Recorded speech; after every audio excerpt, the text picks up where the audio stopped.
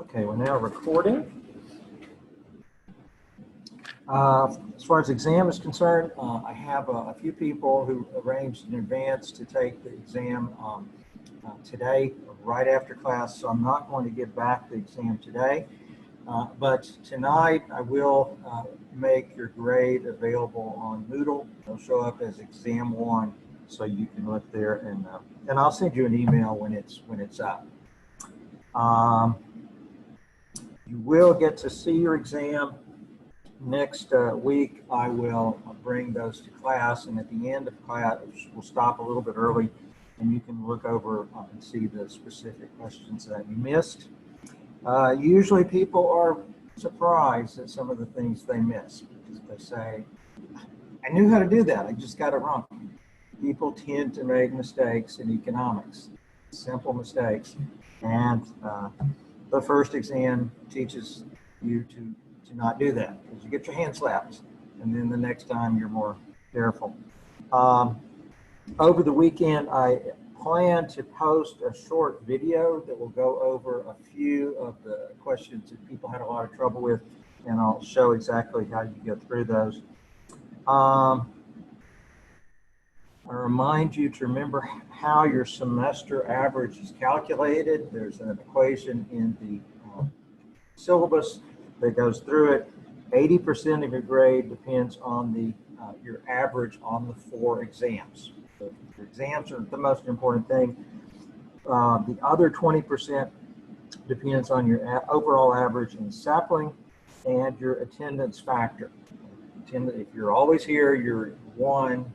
Here 3/4 of the time, 0.75, and so on. Attendance counts if you're here or if you're Zooming. Either way, you do get credit. Even if you're scheduled to be here on a particular day, if you can't come for whatever reason and you Zoom, you still are counted as present. Then also remember, there's a possibility to get bonus points. In effect, as long as you meet the requirements for those bonus points, namely you have to turn in your MRU video notes. If you haven't done that, get that done in the next few days for all the MRU videos for the first exam. Okay? You have to get your sapling average to at least 80%, and you have to come see me for help if you don't do well on the first exam, or contact me and we talk about what you need to do to improve. If you do that, then the weight for sapling basically goes up to 24%. You do the same things, but you get your sapling average up to 90%. Then it goes up to 26%, which in effect means you can get 6 points added to your semester grade. So that can be very helpful. Over the weekend, I will be figuring up your averages, so I'll be able to tell you what your overall average is, taking everything into account. One thing I will say, if you do not do well or did not do well on the first exam, don't panic. You can improve. I've seen people improve dramatically from an F on the first exam to an A on the second exam. But you have to figure out what you need to do differently. Okay? And that's why if you didn't do well, you need to talk to me and we'll look at what you missed. I will give you an opportunity to improve. At the end of the semester, I do give a makeup exam that covers everything on the first 3 exams.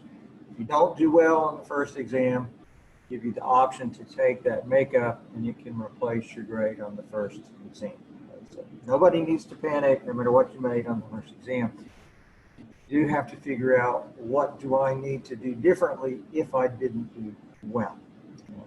And economics is not rocket science.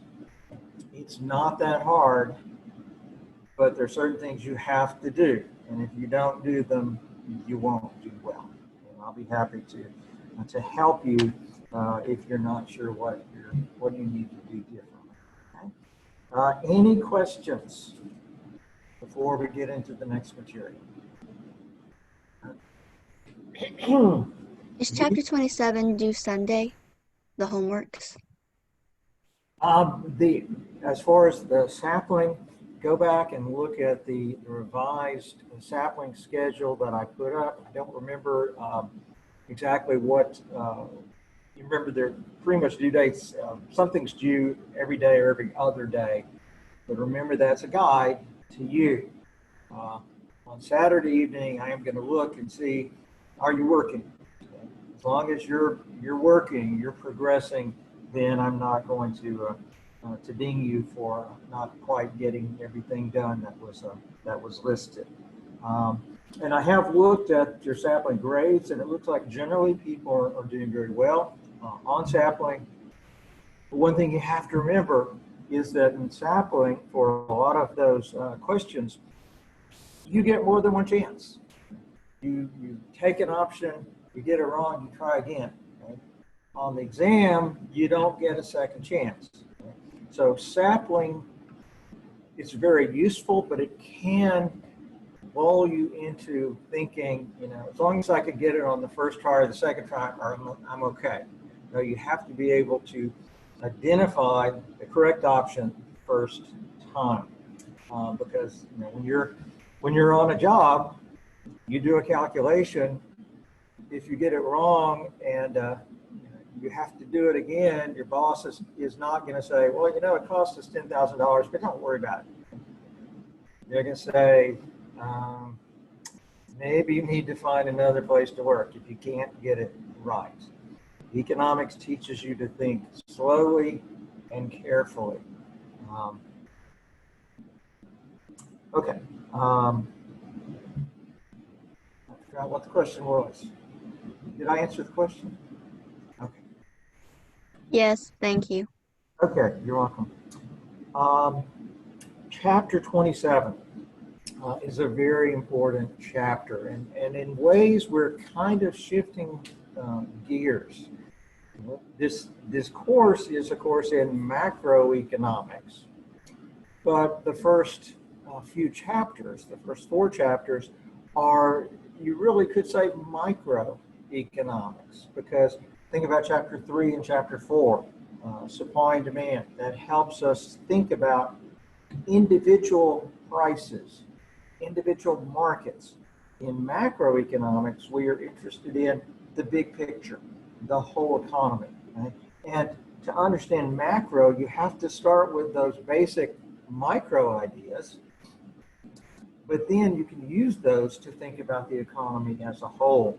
And in chapter 27, you can see in the book we're jumping from 4 to 27. So we're really now getting into macroeconomics. And chapter 27 is a really important chapter, the wealth of nations and economic growth. We're dealing with the question, where does wealth come from?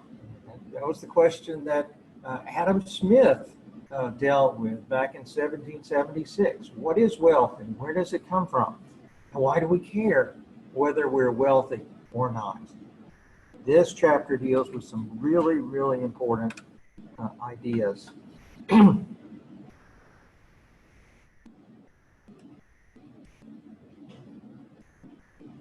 Okay.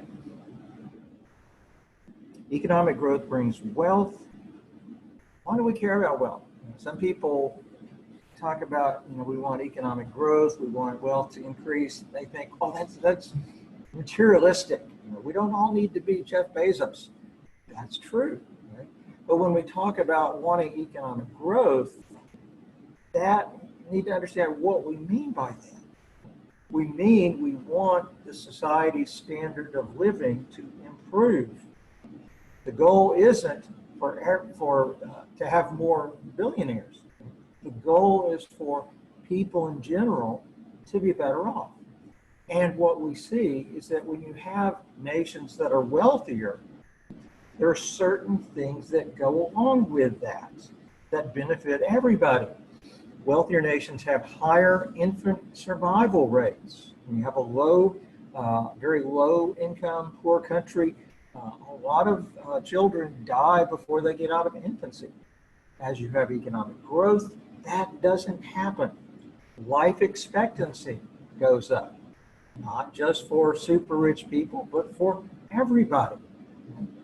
And you have better nutrition with more economic growth, more educational opportunities, more leisure. Okay? It's not all about making money. Okay? Think about, would you expect in a high-income country or a wealthy country versus a non-wealthy country, where would you expect to have better art being produced, better music being produced?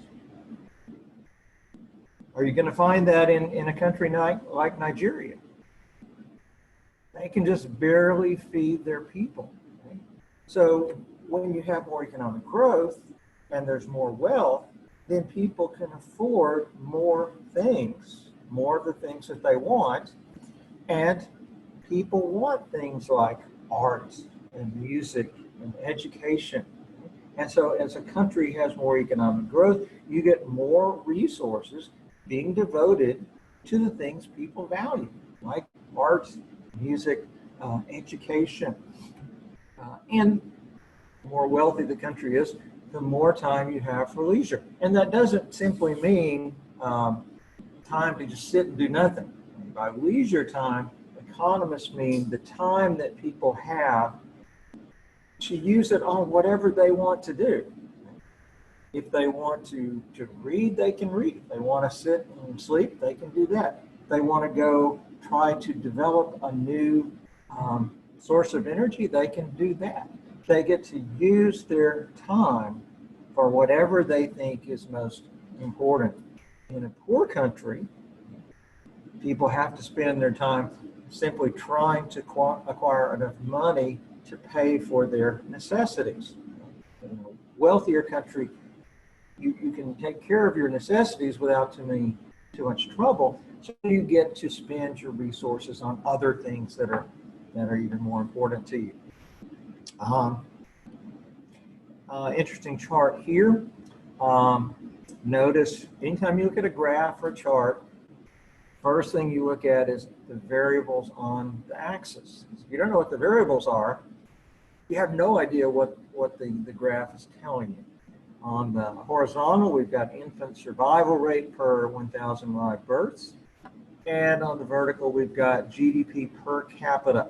Now that per capita, important term to remember, not very complicated. Anytime we're talking about per capita, it means per person.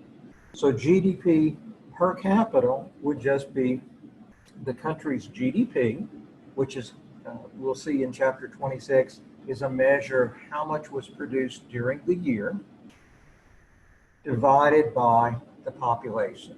So basically, it's per person how much output was produced during the year. And so it's the standard measure we use for economic growth. So as we move up, we're moving to countries that have higher per capita GDP. As we move to the right, we're moving to countries that have higher infant survival rates. And you look at all those points, clearly they generally fall along an upward sloping line. Excuse me. What does an upward sloping line indicate? What does it tell you about the relation? Excuse me. What does an upward sloping line tell you about the relationship between the two variables? Positive correlation. There's a positive correlation. They tend to move together. When one goes up, the other goes up. This is suggesting that as countries become more wealthy, infant survival rates go up. Right? And everybody would agree that's a good thing. Other key facts about wealth and growth. You footnote here, you will find people who will say things like, we don't need more economic growth. But if they're simply saying we don't need more money, well, I would agree with that. But you've got to remember by economic growth, referring to GDP per capita, And that is representing, that's our measure of the value of things that were produced per person. And these are things that people value. So as GDP per capita is going up, it means that the average person is getting more of the things they value. And some very important things to be aware of. Living standards vary enormously among nations. Most people probably know that, but you've got some very affluent countries like the United States. You've got some very poor countries. And you need to be aware there are growth miracles and growth disasters. Key thing to understand is that economic growth is not automatic. Kind of easy to think, you think about your parents, you think about your grandparents, and probably your standard of living is higher than your parents was when they were your age, and their standard of living was higher than their parents at the same age. And so it's easy to look at that improvement we've seen and think, well, growth is just automatic. Things just, year by year, things just get better and better. That's just the way the world is. And that's exactly the opposite. Growth is not automatic. There have been centuries where there was essentially no growth. And we still see countries where they see no growth or very little growth. And so when we see these disparities between countries, the question we should ask is, why? What are the causes of these disparities? What are the factors that lead to wealth? What are the factors that lead to poverty? We need to identify those things so that we can try to improve. So we can improve our country, and so that we can make suggestions to other countries as to how they can improve as well. And especially these growth miracles and growth disasters. Okay? When you see a growth miracle, you want to figure out, what did they do right? See a growth disaster, you want to figure out, what did they do wrong? We want to avoid those things. Now in today's lecture, there are a good bit of facts, more facts than we will typically have. Most of the facts are not things that you need to remember. Right? The facts are there to illustrate some points. And if there's a particular fact that is especially important, I'll try to point that out. Okay?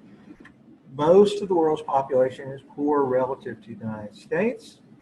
About 1 billion people have incomes of less than $3 a day. Now, just think about that.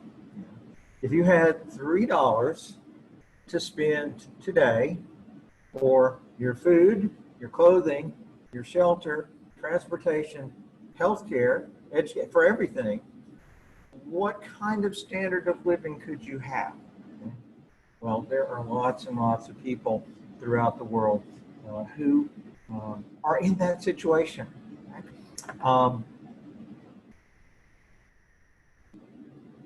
Here you see average GDP per capita. On the horizontal axis, you see the cumulative population. On the vertical axis, you see GDP per capita. It's a little complicated, but what this is trying to do is show you, especially for us in the US, where we are, and where other people are relative to our standard of living. Right? And we're up here. Let's see, it says the United States, the largest rich country, 95% of the world's population lives in a country with an annual GDP per capita that is less than the United States. And why do we point that out? We point that out to say, look at us, we're better than anybody else. No, that is not at all the point. Okay?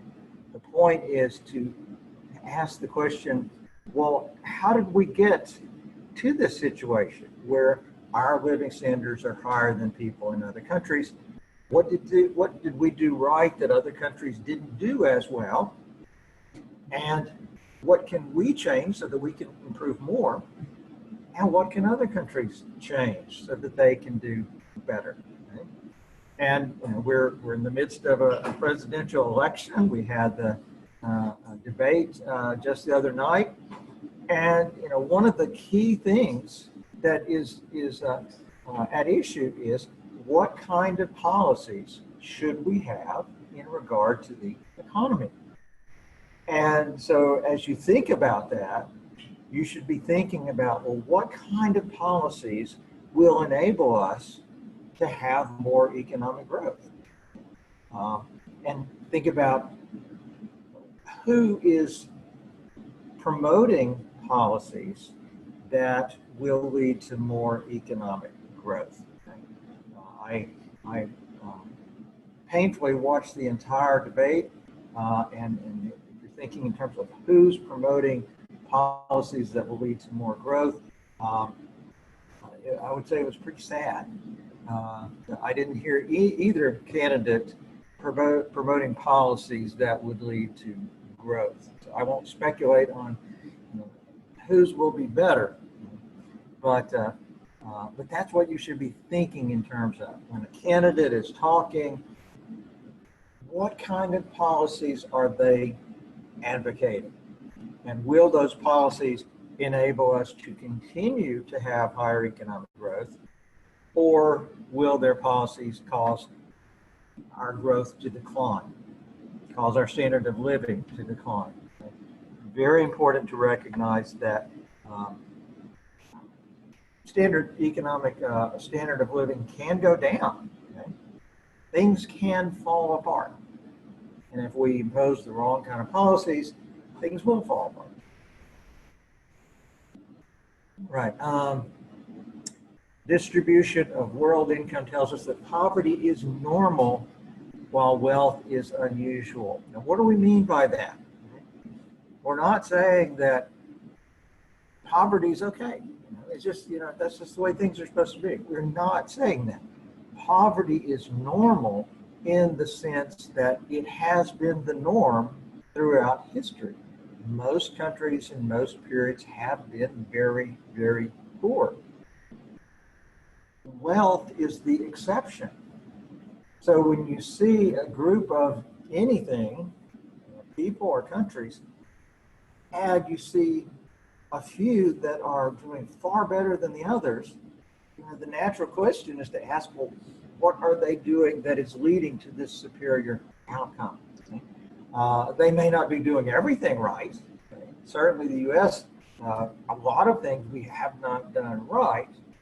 But if you look at the standard of living in the United States for the average person, we have succeeded in having a much higher standard of living for the average person and for the poor than they have had in other countries. For most of recorded human history, there was no long-run growth in real per capita GDP. When you see growth, it's because the right things are being done. And you have to think about, well, what is it that led to this growth? And it may not be at all obvious. Today, GDP per capita is 50 times larger in the richest countries than in the poorest countries. Again, the point here is not that rich countries are better than poorer countries. The point is something's causing this disparity. If we can identify what works and follow those policies and avoid the policies that don't work, then everybody can be made better off. And that's especially important for the countries that are poor, where people have very, very low standards of living.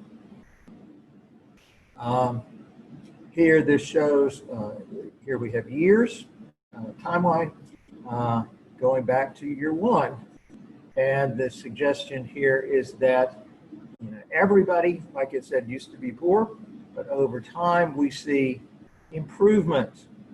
And you see some countries that improve a lot, some who don't. The U.S. being on the the highest line, indicating we have generally the higher standard of living, but we've seen growth in many, many other countries. More recently in China, their standard of living has improved dramatically over the last 30, 40 years.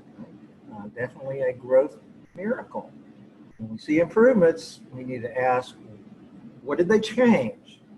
When I see a student who makes a 40 on the first exam and makes a 90 on the second exam, I will often ask them, what did you do differently? Obviously something was different, and they've had some very interesting things to say. When we see wealth being created, we need to think about what was changed to cause that improvement. The U.S. is one of the wealthiest countries because it grew slowly but consistently for over 200 years. It's important to recognize that a high standard of living isn't the result of just doing something really good one year. Okay? It's doing the right things over and over, stay on a sustained basis. That's what leads to a healthy economy. The average growth rate for the U.S. over the last 100 years or so is only about 3.5%. That doesn't sound like a very high rate, but if you maintain that, it leads to big improvements over time. Japan, devastated after World War II, but then today, one of the richest countries in the world, grew at an annual rate of 8.5% over a 20-year period. So we should look at that and say, what did they do right? The fact that they improved doesn't mean they did everything right. We have to look at what they did and ask, what are the things they did that were helpful? What are the things they may have done that were actually harmful? You have to think and just look and see what you find. South Korea, 1950, and the per capita GDP, same as Nigeria, very low, but from 70 to 90, grew at a rate of 7.2% per year. And South Korea is similar to many European economies today. You do want to remember, Japan was one of the growth miracles for a significant period of time. Haven't done as well recently, but still they have been a growth miracle for significant periods. Also South Korea, growth miracle, done very well. Nigeria, example of an economy that has not done well at all. Since 1950, let's see, has barely grown, poorer in 2005 than in 74. There are very few countries that have been getting worse off, but Nigeria has done that for significant periods. Argentina, 1900, was one of the richest countries in the world. Per capita GDP almost as large as the U.S., but in 1950, their per capita GDP had fallen to half of the United States. So they would be an example of a growth disaster. They did some things that were not good. So we should look at them, try to figure out what went wrong there. When we talk about economic growth, it is measured as the growth rate of real GDP per capita. We will be defining exactly what GDP is. Okay? For now, it's just a measure, the value of what was produced during the year. But in chapter 26, we'll go into more details. We'll also talk about what we mean by real GDP. It has to do with inflation. Those are kind of details. The reason I'm covering 27 before 26 is that 27, I feel like, gives you kind of a big overview of why economic growth is important. Okay? And then we go back to 26 and we get into some of the more technical details of, well, how do we calculate these things? Okay? The key ideas really are here in 27. Even slow growth sustained over time produces big differences in wealth. Um, Here, another chart. You see over the last 100 years, roughly, you see most of these countries improving. Okay? You see Nigeria down there not improving. Okay? What's the reason? Okay? Well, you have to look into their history, look into what kind of governments they had, what kind of policies they put into effect to determine what the causes were. You can see Argentina, not a lot of growth in recent years. Economic growth is measured as, we're going to use G to represent the growth rate of real GDP.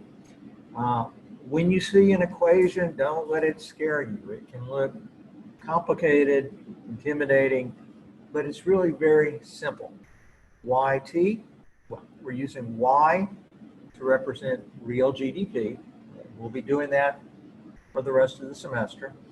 So Y is real GDP. The subscript is the time period we're looking at. So if we were talking about real GDP for 2010, that would be Y for 2010. YT minus 1, what would that represent?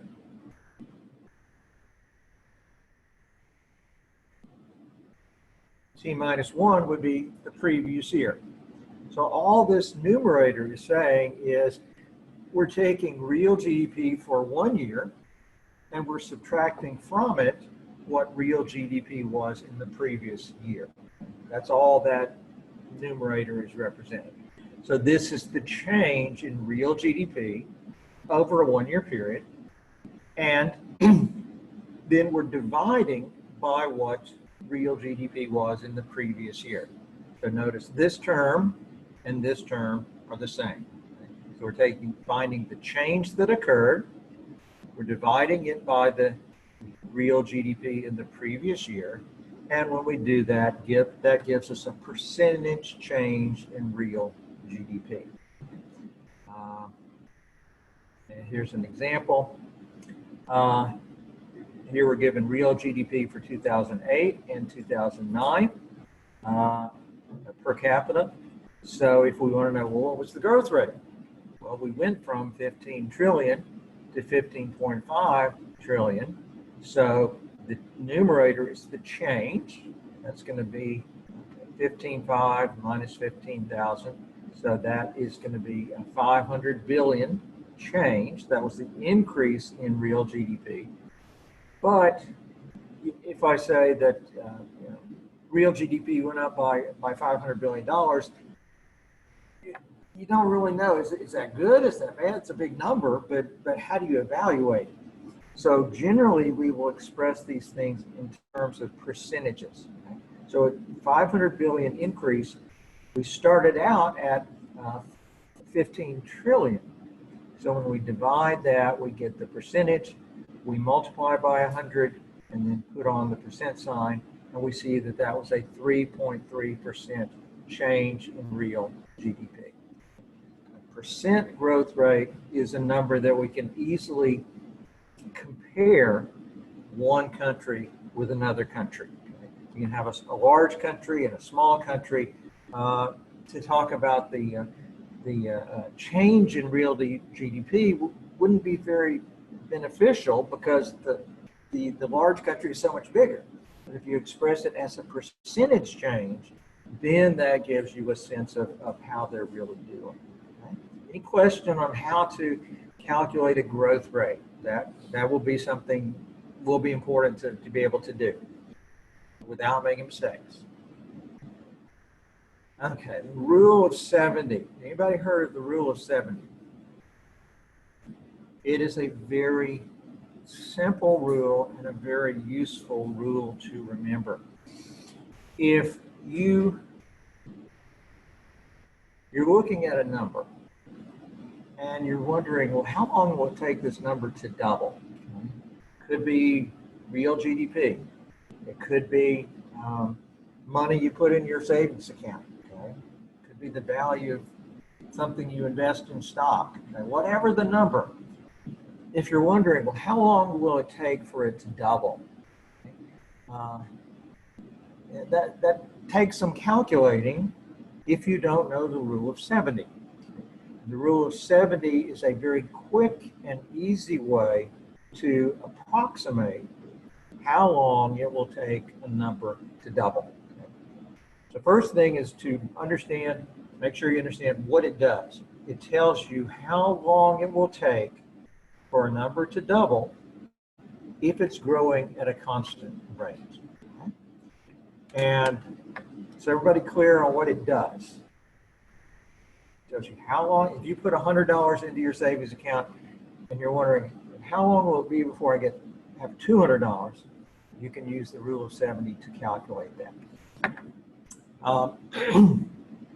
And here's what the rule is. The time it takes, number of periods it will take for the number to double, you simply take 70, you divide by the growth rate in percentage terms. That means if it's 3%, you just divide by 3. If it's 6%, you divide by 6. Okay? You divide 70 by the growth rate, whatever number you get, that's roughly how many periods it will take for your number to double. Okay? Now, notice I have not explained why this works. Okay? You don't need to know why it works. I know it has to do with logarithms. And if you talk to a mathematician, they can probably demonstrate to you why it works. Okay? But you don't need to understand anything about why it works. You just need to know you have a number that is increasing at a constant rate, and you want to know how long till it will double. Take the number 70, divide by the growth rate, that will give you the answer. So here, if per capita GDP is growing at an annual rate of 3.5%, how long will it take for output to double? You take 70, divide by 3.5, gives you 20. And it means that with an annual growth rate of 3.5%, real output will double every 20 years. And if you go back and look at U.S. economic history, certainly in the 20th century, real output did double about every 20 years. That's really astounding. 3.5% doesn't seem like a big number. Right? But even at that rate, every 20 years, the economy will double the amount of output that it is producing. So let's see. Example, if you invest money at 12.5% interest, you want to know how long is it going to take for it to double? Well, you would take 70, divide by 12.5, and you get 5.6. It only takes 5.6 years for your money to double. Okay? Think about the implications of that for the low interest rates we have today. If interest rates were at 3.5%, then think you're saving for retirement. If interest rates were at 3.5%, then your retirement savings would double every 20 years. Interest rates now are down closer to 1%. So if you're earning 1% on your savings, how long will it take your savings to double? 70 divided by 1 is 70. Okay? Instead of taking 20 years, it takes 70 years. Okay? Standard of living you can expect in retirement is going to be very different with different interest rates. There's very significant implications of the low interest rates that we are experiencing today. Questions here? All right. There's part of this is just kind of review. There's bad news. Most of the world is poor, as we've already said. The good news is that economic growth has transformed the world. Okay? In recent decades, this is before the pandemic hit, but in recent decades, there's been enormous improvement in living standards in some of the really, really poor countries. It's not just the rich countries that are doing well, the poor countries that have been improving dramatically as well. So we should ask, well, what are the causes of growth? What are the things that lead to a wealthy economy, which means a high living standard? This is a chart that I would say summarizes a lot of really important things. Right? There are all kinds of things that impact how productive a society or an economy is going to be. Their geography is very, very important. If you have a country where they have lots of rivers that can easily be navigated, where they have a lot of coastline and where they have good harbors, then that means that it's very easy for them to move goods from one place to another. That means they can have more trade. The more trade they have, the more benefits they're going to get.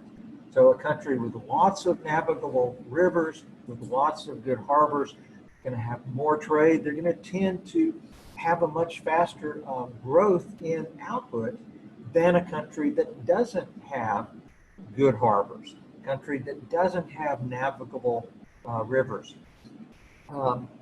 Thomas Sowell has written some excellent books pointing out the the importance of geography. If you have a country that's largely mountainous, well, how are you going to transport goods? It's very difficult. The higher the cost of transporting goods, the less trade you're going to have, the lower their standard of living is going to be. Things that have happened in their history, obviously those are going to be relevant. Things in their culture, what kinds of things do people value? How much respect do people have for law? All of those things are going to be relevant in determining how much growth the country is going to have. The institutions the country has will be very, very important. We'll talk more about this in a few minutes, but basically we're talking about the laws that the country has for protecting the property of people and the ability of the government to protect property. If you have a country, if you lived in a country, where you knew the government could not protect your property, how much incentive would you have to be productive so that you could produce more property? Let's say you could work really hard, you could acquire valuable property, but if you live in a country where somebody can easily come and take it away from you, you say, why should I work hard? I'm just going to take it easy because if I work hard, somebody else is going to take the benefits of that hard work away from me.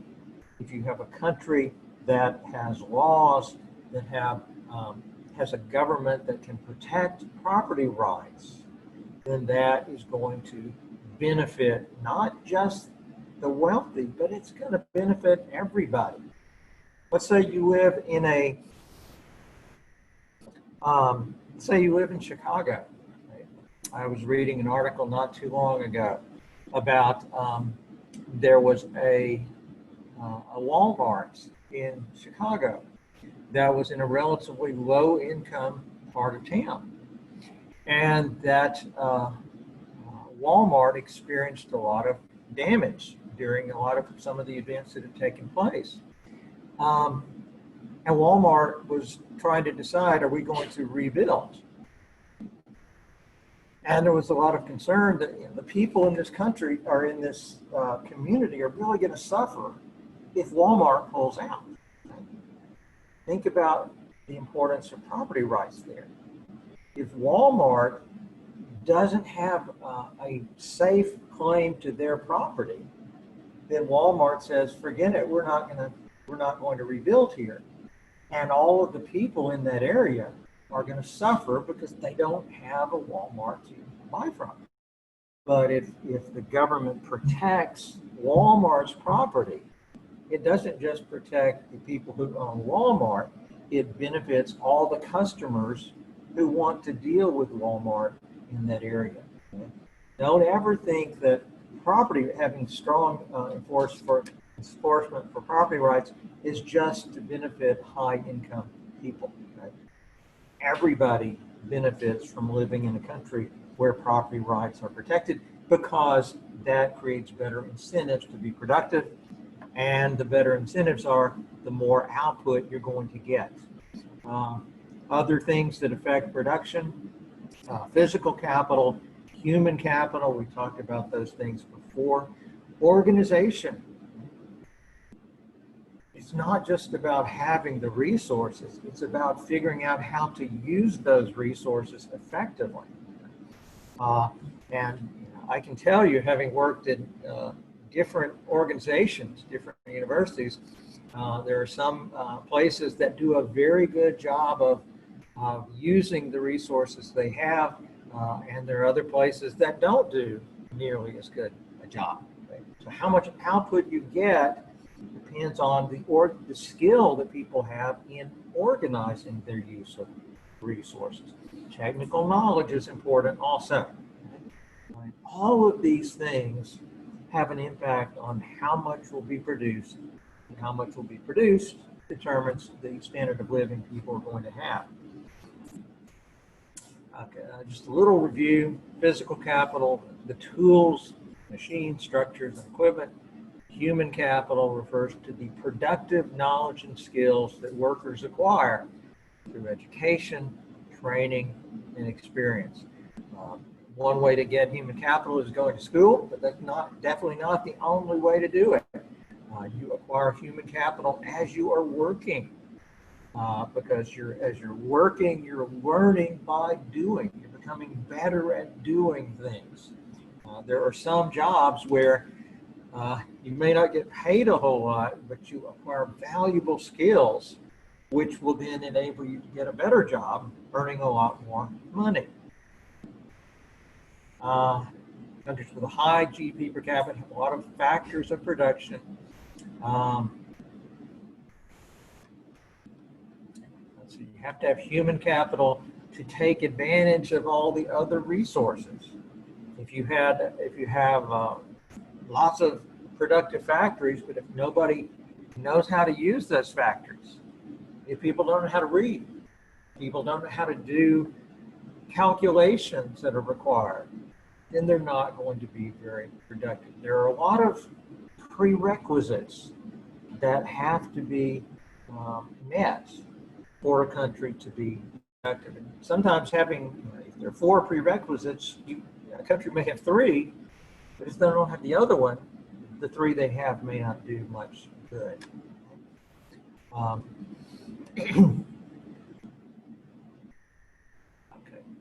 Technological knowledge is knowledge about how the world works that is used to produce goods and services. Obviously, that is very important. We have less oil today than the Native Americans had 200, 300 years ago, but they didn't know how to use it. We know how to use it. There's less of it in the ground, but we know how to get to it. We know how to refine it. It's much more valuable to us today than it was then. And why? Because we have better technology. Where does the technology come from? Well, it comes from businesses doing research. Why did they do that research? It's costly to do research. Well, they're willing to bear the cost of doing research because they believe if they find a better way to produce something, then they can use that, they can produce their product, they can make more profit, and they believe they will get to keep it. If you have an economic system that says to people, yeah, be as productive as you can, and then if you are very successful, we're going to take it away from you, then you reduce the incentive that businesses have to be productive and to give consumers what they want. Let's see. Farming is very interesting. Because of better technology, U.S. farms have increased output 2.5 times since 1950 while using less land. Using less land, but have more than doubled the output. Okay? The effect of better technology can be just incredible. And so we should think about how much incentive does the government give to firms to improve their technology and to find better ways of doing things. If you don't give businesses proper incentives, they are not going to produce. And if they don't produce, then you're going to have very low living standards. Institutions, you could think of that as the rules of the game that structure economic incentives. Anytime you're listening to a candidate and to the kinds of policies they're going to put into effect, try to figure out if they actually put this policy into effect, how will this affect incentives? Most of the time they won't talk about that. So you have to remember to think in terms of incentives. You have to ask the question, how will this affect incentives?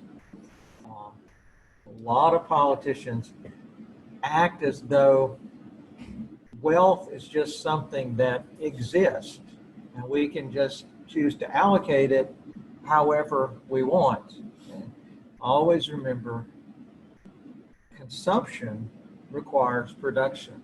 Things have to be produced before they can be consumed. And things will not be produced unless there are incentives for somebody to produce them.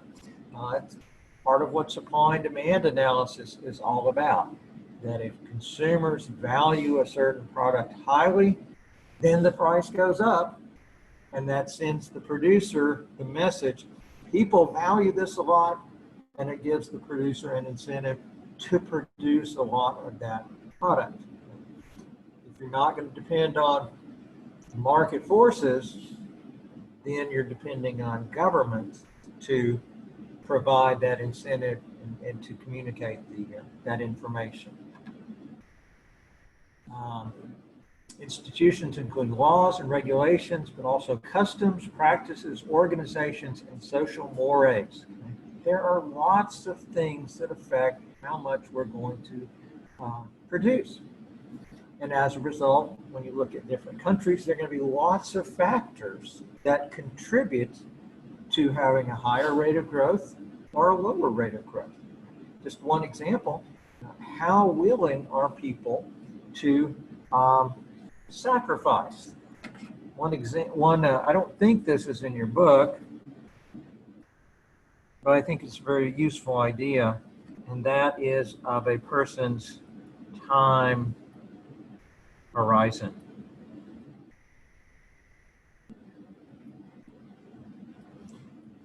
When you talk about the horizon is as far as you can see. So a person's time horizon refers to how far into the future they look when making decisions. If you have somebody with a very long time horizon, when they're thinking about what am I going to do this weekend, they think about, well, how will this affect my well-being next week and next month and a year from now, maybe 10 years from now. They're thinking through the future and all the implications. If you have someone with a very short time horizon, they're thinking about how will what I do this weekend affect me this weekend. I want to do what I can enjoy this weekend, and I'll worry about next week, next month, later on. Okay. Time horizon is a very, very important factor. If you have a country where people tend to have very short time horizons, then they're not going to be willing to make sacrifices to get future benefits. They're focusing on how can I get what I want now, and they're not going to have much growth in the future. If you have a country where they're willing to sacrifice today, in order to get benefits in the future. There, that kind of country is going to have much more economic growth than one with a very short time horizon. So it's useful to think about, different countries and different people. Think about yourself. How long is my time horizon? Am I willing to bear a cost now, suffer, in order to get benefits in the future? If you're willing to do that, it will benefit you in the long run, but it's painful in the short run. And I think one of the things, looking at the United States, over time, one of the things I think we can say pretty safely is that on average, our time horizon has gotten shorter. Right? People 100 years ago were willing to sacrifice, make huge sacrifices to benefit themselves in the future, to benefit their children in the future. Today, people tend to be more focused on the present, less willing to make sacrifices. You look at a country like Japan, today, they think more long-term than does the average American, and that leads to a higher rate of growth over time. So that is, you can't change the time horizon of the U.S. You do get to choose your own time horizon. I encourage you to think long-term. Institutions which affect economic growth, property rights. Why? Because they affect incentives. Honest government. If you have an honest government, then that means the official rules are actually followed. And so you know what the rules are going to be. If you have a dishonest government, then you don't know what the rules are going to be. There are many countries where if you want to open a business, well, you have to get permission from the government. Officially, there are certain things you have to do, but unofficially, if you want to open your business, you have to pay a bribe to the person who's going to give you the approval. Okay? And when you go and apply for that license, they'll let you know, maybe a month, 2 months, 3 months, but if you want to make a contribution to me, then I can speed it up. That's typical in a lot of countries. Political stability is very important. How much confidence do people have that the rules that exist today will continue in the future? One of the huge benefits the United States has had is political stability. We have a constitution that governs what the rules are going to be and governs how changes will occur. And so there are investors around the world who are willing to invest in the United States because they believe the political stability we have will mean that their investments are safer than if they invest somewhere else. Right? And it's very important that we maintain stability, that we follow the Constitution. It's one of the issues that is being debated in the election now. Dependable legal system, same idea, and competitive open markets. Having competitive markets is extremely important. Right? Think about gasoline. I drive 120 miles a day when I'm coming to school. I need to have gas. Right? Well, what if the gas station that I generally buy from, what if they raise the price from $1.80 to $4? Why don't they do that? I'm sure they would like to do that. They'd make a lot more profit. Right? But they know that they are in a competitive market. They know if they raise their price to me to $4, I have alternatives. The fact that businesses are competing protects me. I'm not depending on my supplier being a nice guy. I'm depending on him knowing that I have alternatives, and him knowing that if he raises his price dramatically, I'll buy from somebody else. It's competition that protects consumers. It's competition that protects workers. If you have alternatives, that provides you with protection. You're working for one company, if there's a competitive labor market, if they make unreasonable demands, you say, forget it, I quit. You go work for somebody else. When you have alternatives, and that's what competition gives you, alternatives, that provides you with protection. If you don't have alternatives, then you're at the mercy of the producer.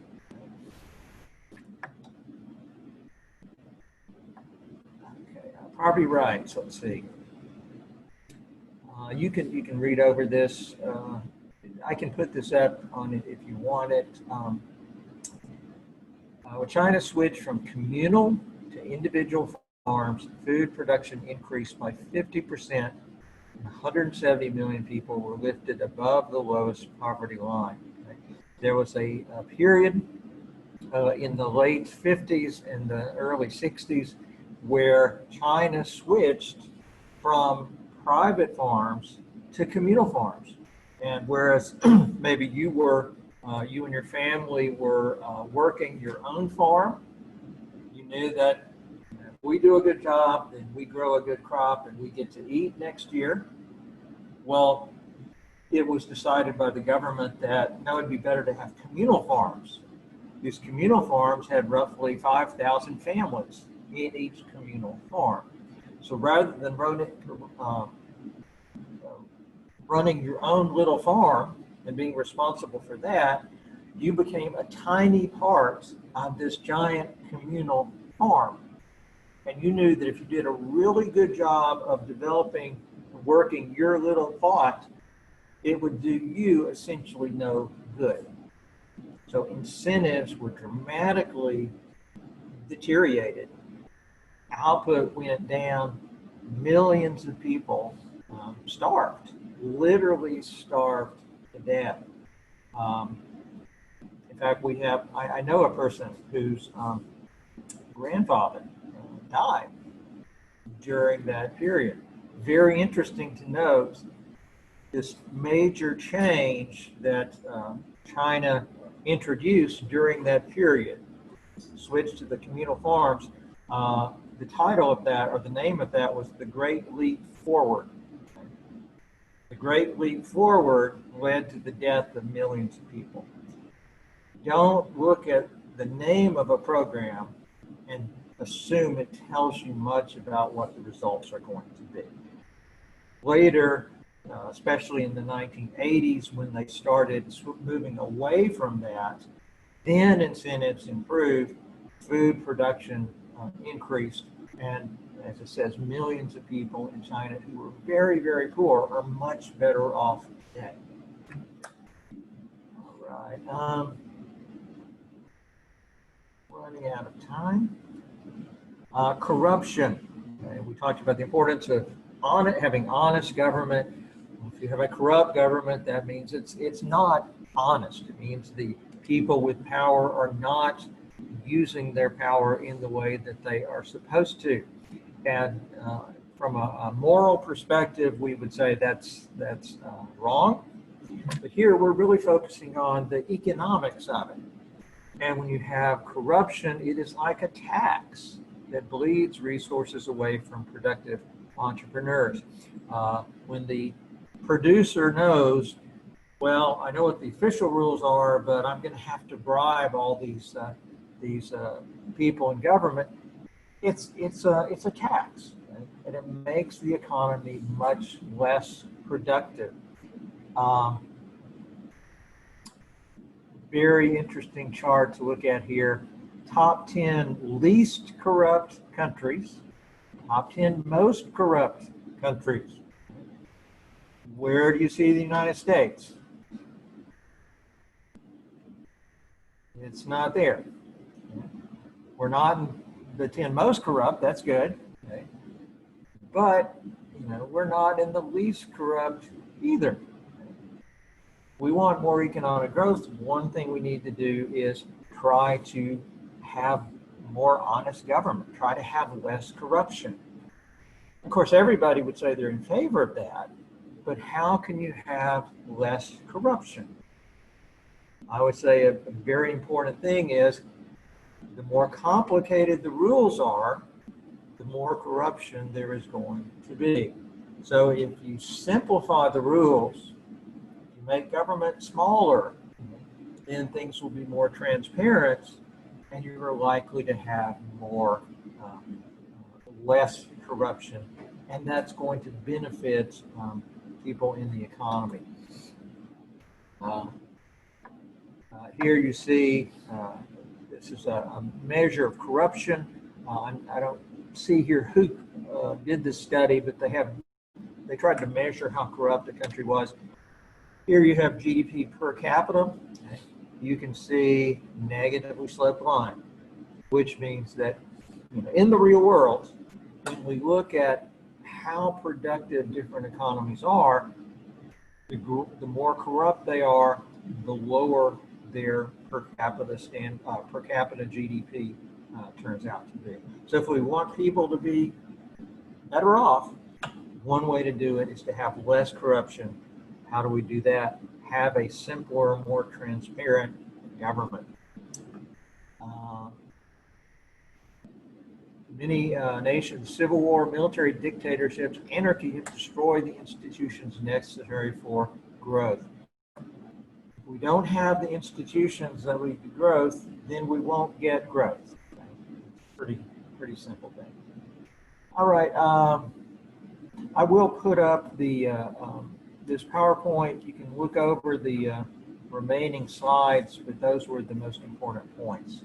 On Tuesday, we will begin in chapter 26, where we get into more of the technical aspects of calculating GDP.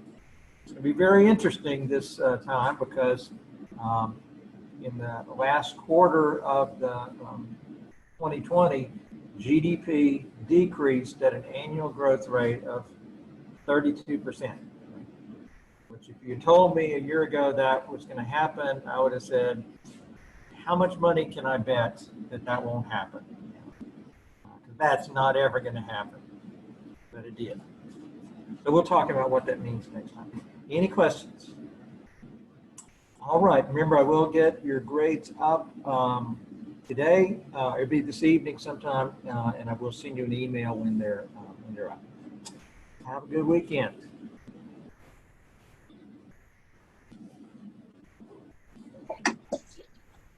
Hey, teacher. Mm-hmm. You listen me? I'm sorry? Do you listen me? I'm sorry, can I do what? If you listen me. I can hear you. Okay.